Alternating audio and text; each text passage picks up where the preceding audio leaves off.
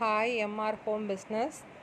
இது என்னடா ரெண்டு பீஸாக இருக்குது, இது எப்படி ஒரு ஜாயின் பண்ணி ஒரு சேலையாக்குதாங்க, நம்ம அது கெட்டுனா முந்தானைக்கு வருதா கோசத்துக்குள்ளே போதாங்க நமக்கு எப்படி தெரியும் வைக்கும்னு சொல்லிட்டு யோசிப்பீங்க நிறைய எடுக்கிறவங்க.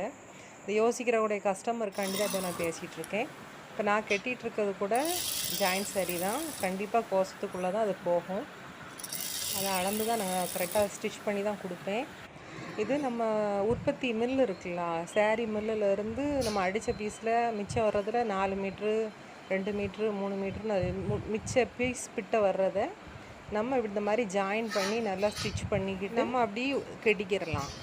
இதை நம்ம ஒரு ஃபுல் சரியாக நம்ம எடுக்கிறதா இருந்தால் நம்ம நினச்ச டிசைன் கிடைக்காது. இதில் நிறைய கலர்ஸ் இருக்குது, நிறைய டிசைன் இருக்குது. கிரேப் சில்க்கு, பன் போனோ, அப்புறம் கிளாஸ் ப்ரோஸா எல்லாமே இருக்குது. உங்களுக்கு பேக்கிங்கும் ரொம்ப நீட்டாக வந்துடும்.